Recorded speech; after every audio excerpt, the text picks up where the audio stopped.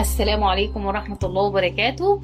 أهلا بيكم متابعيني وحبايبي متابعين قناة شيري. النهاردة حبايبي هنعمل حاجة جميلة كلنا بنحبها، أكلة شتوية وبنحبها في الشتاء.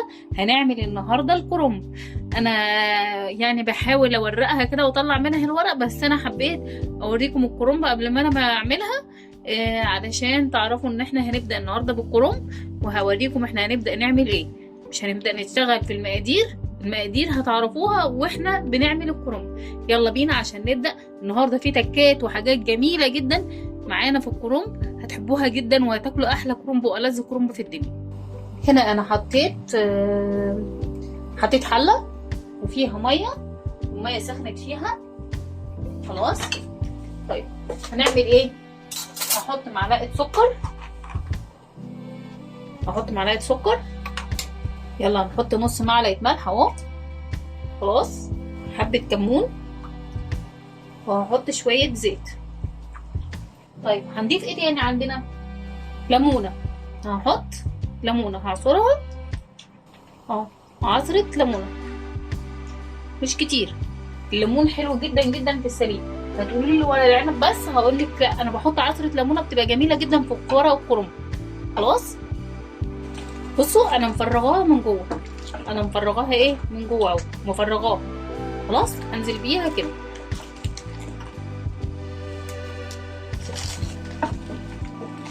هنزل بقى وهسلقها بقى واخلص سليق، ويلا بينا نشوف هنعمل ايه تاني. كده احنا حطينا حله على النار خلاص. هحط الزيت بتاعي هنا بقى. بعد الزيت بتاعنا ما سخن شويه، انا فرمت بصلايه في الكبه. انتي تقطعيها على ايديك صغير، تعمليها اي حاجه يعني زي ما انت ما حابه. خلاص نسيب البصل بتاعنا يتشوح. الكرنب بيحب البصل كتير وكده. طبعا يا حبايبي شايفين البصله بتاعتي اتحمرت، يعني مش اللي هي اتحمرت ولا اللي هي لسه نيه. انا بس مجرد ما بحبش الطماطم تبقى ايه مستويه جامد، لا انا عايزاها تبقى خفيفه كده خلاص. طب هعمل ايه تاني؟ هنزل بالتوابل بتاعتي. عندي 7 بهارات، عندي معلقه بابريكا، عندي نص معلقه فلفل، معلقه كزبره، جنزبيل خلاص. هنزل بيهم كلهم، شوحهم جامد جدا مع البصل. الحركه دي بتفحفح لك الاكل، تخليهولك جميل. مش قادره اقول لك ولا قادره اوصف لك بيعمل ازاي. بعد كده هعمل ايه؟ هنزل بمعلقه صلصه خلاص.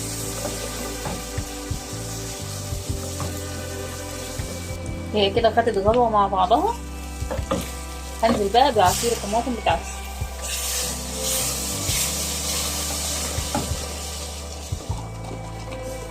انتي تعملي عصير طماطم قد ايه على حسب كميه الكرنب اللي انتي عاملاه. انا هكمل شفشق كمان من الصلصه وهسيبها تتسبك، ونكمل بعد كده هنعمل ايه. كده انا كبيت بقيه الطماطم بتاعتي ايه ما شاء الله، يعني ربنا يبارك ويزيد ويبارك.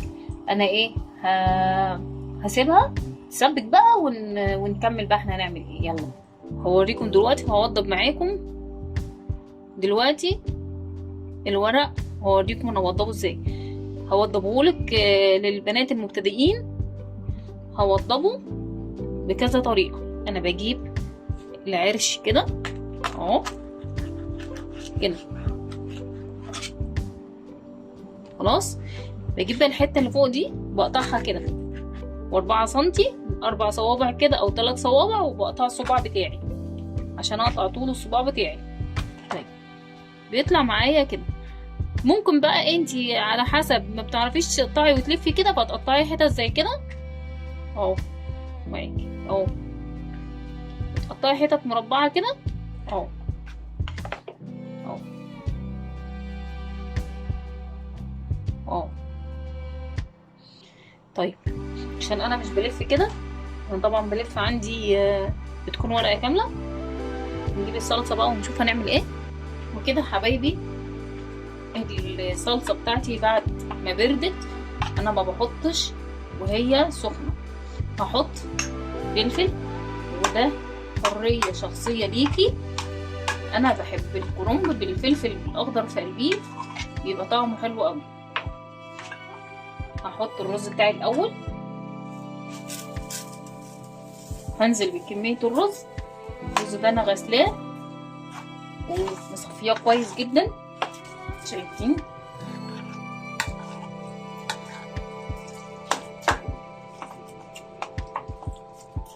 هنزل بالخضره بتاعتي، معايا هنا بصله مبشوره. البصله دي بتوديلك المحشي بتاعك في حته تانية، بتخليهولك حاجه تانية خالص. هحط بقى ايه تاني المحشي بتاعي؟ هحط له معلقتين زيت. معلقتين الزيت دول هيخلوهولك المحشي بتاعك مفلفل وجميل، مش قادره اقولك عامل ازاي. الزيت ده بيظبطهولك، بيخلوهولك تحفه. يعني المحشي ما بيحبش التوابل كتير، فانا مش حابه، انا عشان حطيت توابلي كلها في قلب الصلصه فمش حابه ان انا احط ايه توابل كتير. ظبطي ملحك قبل ما تلفي. هنعمل ايه؟ شايفين الورقه دي اللي احنا كنا قاطعينها مع بعض دي؟ كده الورقه اللي احنا عملناها اهي، اللي انا قطعتها معاكم. انا بلف على ايدي، بس انا يعني هحاول على قد ما اقدر ان انا اوري قدام الكاميرا هتلفي ازاي.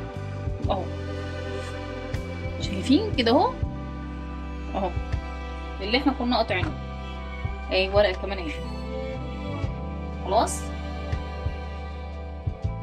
ورقه ايه اللي احنا كنا قاطعينه مع بعض اهو شايفين اهو. بلم الرز بتاعي، طلع صباع اهو. طيب انا من الناس اللي لا بتحب الصباع رفيع ولا بتحب الصباع تخين، يعني انا بحب الصباع بتاعي يكون مظبوط، لا رفيع قوي ولا تخين قوي، بحبه مظبوط، فبيطلع مظبوط معايا. خلاص انتي بقى بتحبيه تخين، بتحبيه مقلبص، خلاص دي حاجه يعني ترجعلك انتي. ادي على ايدي اهو، عشان انا مش بعرف بصراحه الف كده، بس انا بس حبيت اعرفكم يعني اللف يبقى كده ويبقى كده ازاي للبنات اللي لسه عرايس، اللي لسه متجوزين جداد، اللي لسه بيتعلموا.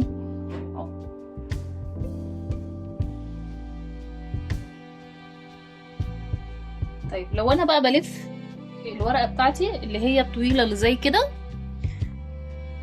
مش عارفه انتوا الكاميرا جايبه ولا ايه، اهو كده اهو.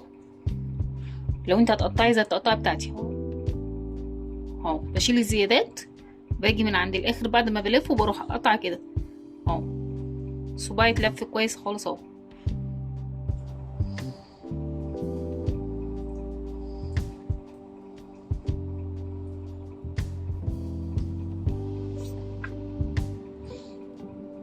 شايفين؟ ده للبنويت اللي لسه بتتعلم اللف جديد. حبيت بس ايه اشارككم. انا عارفه ان كلنا بنعرف المحشي، بنعرف نعمله، مفيش اسهل منه بالنسبه لنا، بس كل حد فينا بيبقى ليه ايه، ليه طريقه يعمل بيها.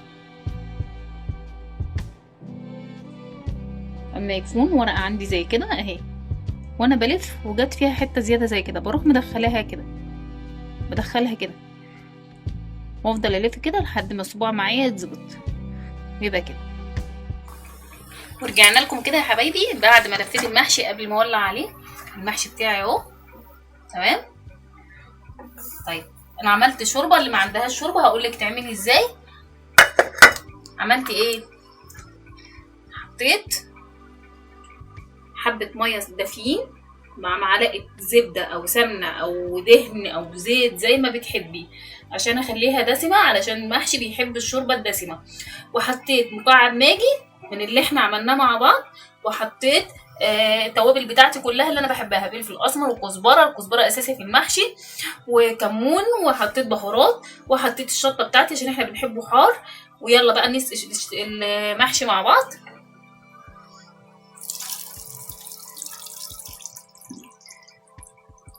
كده حبايبي بعد ما سقيت المحشي بتاعي اهوت، طبعا انا كده حاطه عشان انا هخليه ياخد غلوه، حاطه بسوى المحشي. المفروض ان هو بيبقى اقل من المحشي بعقله صغيره، بس انا علشان هخليه ياخد غلوه وهسيبه يستوي على نار هاديه. خلاص هيغلي غلوه معايا، يشرب الشوربه بتاعتي، وابدا اهد على النار واسيبه يكمل سوا براحته، وهرجع لكم وهو بيغلي. يلا بينا نشوف المحشي بتاعنا. شايفين المحشي بتاعنا عامل ازاي؟ ما شاء الله. كده هو المحشي بتاعنا سوا. بس انا عايزه اوريكم حاجه. شايفين المحشي بتاعنا مفهوش اي حاجه. دي الباين ده اهو، شايفين؟